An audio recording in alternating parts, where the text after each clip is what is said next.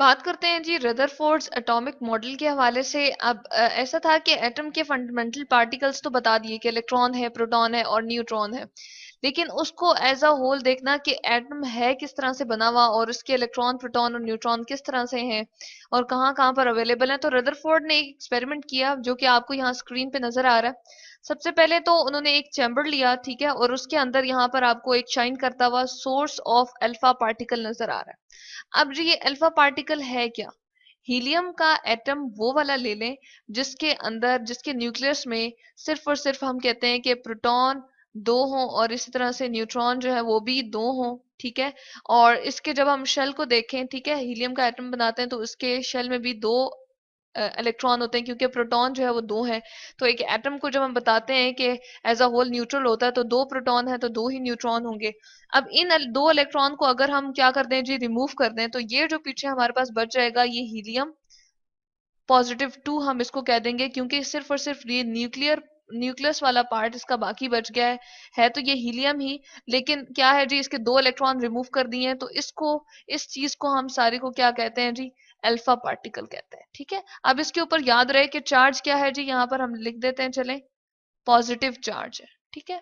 तो यहाँ पर हम क्या दे रहे हैं जी, ढेर सारे हम पॉजिटिव चार्ज वाले पार्टिकल्स को किसके ऊपर बम्बार्ड कर रहे हैं, किसके ऊपर हम जाकर कोलाइड करवा रहे हैं, कोशिश करेंगे। थिन गोल्ड फॉइल है, सोने की बनी हुई एक आपको यहाँ पर फॉइल सी नजर आ रही है, जिस तरह प्लेट सी होती है पतली सी, पेपर लाइक बिल्कुल हम कह सकते हैं, जिस तरह आपकी कागज होता है, जिस तरह बुक का एक पेपर होता है, उस तरह की सोने की बनी हुई यहाँ पर फॉइल सी होती है, ठीक है।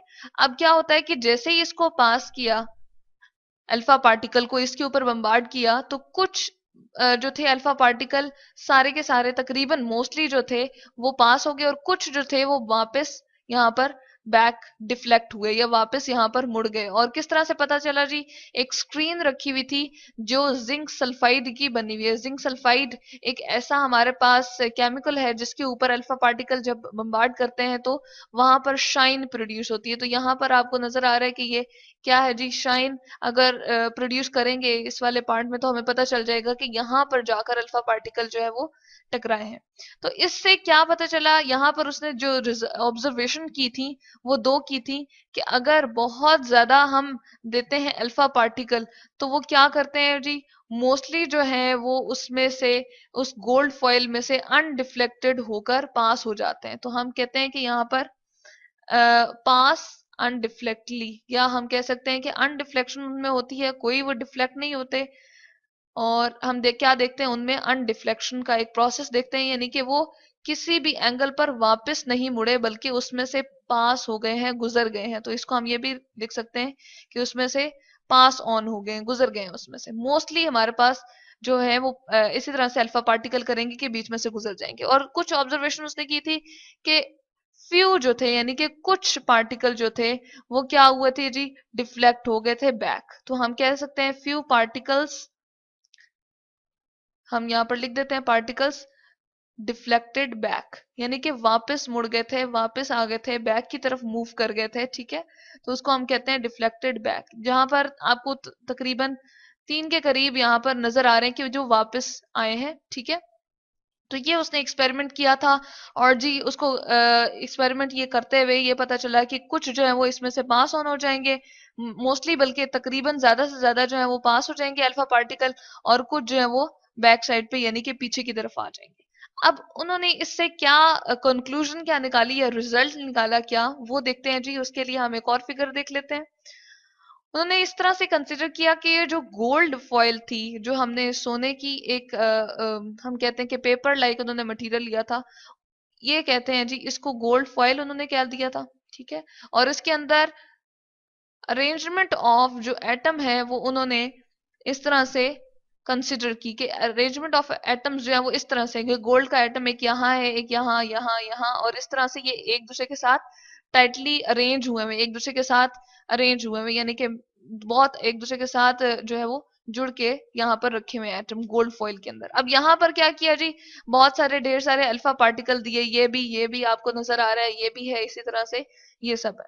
तो अब इसमें से हम क्या देख रहे हैं, मोस्टली जो है वो पास ऑन हो रहे थे। तो उन्होंने ये कंक्लूजन निकाला कि एटम का, अगर एक एटम हम लेते हैं, ठीक है, तो उसके अंदर जो उसका मोस्टली पार्ट होता है, बहुत ज्यादा पार्ट जो होता है वो क्या होता है जी, स्पेस वाला होता है। यानी कि हम कह सकते हैं कि फर्स्ट जो उसका कंक्लूजन था वो ये था कि लार्ज स्पेस होती है एक एटम के अंदर। तो ये एटम का वो मॉडल देने जा रहे हैं कि एटम को बताने जा रहे हैं कि एटम है कैसा, ठीक है। और उसके बाद जो डिफ्लेक्ट बैक हो रहे हैं, जो वापसी की तरफ आ रहे हैं या जो वापस आ रहे हैं, उनके ऊपर चार्ज क्या है जी, पॉजिटिव चार्ज था। हमने कहा था हीलियम के ऊपर +2 चार्ज है। यहाँ पर हमने कहा था कि हमने याद रखना है कि अल्फा पार्टिकल के ऊपर पॉजिटिव चार्ज होता है। तो अब वापस मुड़ने वालों का क्या ऐसे शो हो रहा है कि क्या वो बिहेवियर शो करें कि यकीनन जरूर यहाँ पर भी सेंटर में या कुछ इस तरह से कोई पॉजिटिव पार्ट था जिसकी वजह से वो डिफ्लेक्ट बैक हुए, जिसकी वजह से वो रिपल्जन, उनको रिपल्जन यानी कि यहाँ पर महसूस हुई और रिपेल बैक हो गए। तो इस तरह से उन्होंने कंसिडर किया यहाँ पर कि इसके सेंटर में, एटम के सेंटर में कोई ऐसा पार्ट है जो कि क्या है, पॉजिटिव चार्ज वाला है। तो हम यहाँ पर लिख देते हैं पॉजिटिवली चार्ज्ड क्या है जी, इसका सेंटर होता है एटम का, जिसका नाम उनको क्या उन्होंने क्या दे दिया था जी, चार्ज्ड। यहाँ पर हम लिख देते हैं सेंटर, और उसका नाम उन्होंने रख दिया जी न्यूक्लियस। तो यहाँ पर हम लिख देते हैं उन्होंने इसका नाम दिया है न्यूक्लियस। यानी कि सेंटर में हमारे पास क्या होता है, न्यूक्लियस होता है, और न्यूक्लियस के ऊपर क्या चार्ज होगा जी, पॉजिटिव। और बाकी सारी क्या होती है, वो लार्ज एम्प्टी स्पेस होती है। अब जब वो बैक की तरफ मूव करके आए हैं अल्फा पार्टिकल, तो इसका मतलब है वो जो न्यूक्लियस है वो इतना डेंस है या बहुत ज्यादा हैवी है या उसके पास बहुत ज्यादा पावर है या बहुत ज्यादा वो मैसिव है, जिसकी वजह से हमारे पास जो हीलियम के पार्टिकल थे या अल्फा पार्टिकल थे, पॉजिटिव पार्टिकल्स थे, वो वापस मुड़ आएंगे। क्योंकि अगर कोई लाइटर सी चीज होती, हल्की सी चीज होती, तो उससे तो टकरा के वो वापस नहीं आ सकते थे।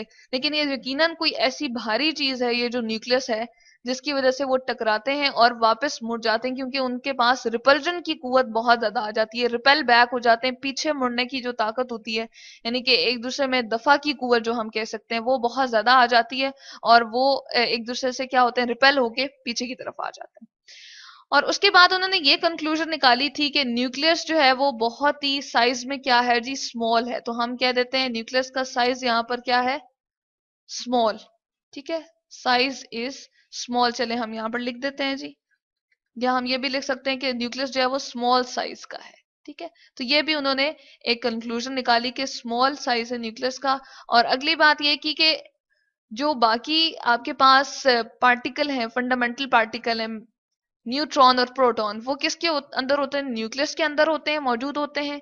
जबकि इलेक्ट्रॉन जो है वो सिर्फ इलेक्ट्रॉन ही बाहर की तरफ मूव करके एक इलेक्ट्रॉनिक क्या बना रहा होता है जी, इलेक्ट्रॉनिक क्लाउड बना रहा होता है। हम कहते हैं कि वो बाहर की तरफ एक बादल नुमा अपनी जगह को बना रहा होता है और वहां पर क्या कर रहा होता है जी, मूव कर रहा होता है।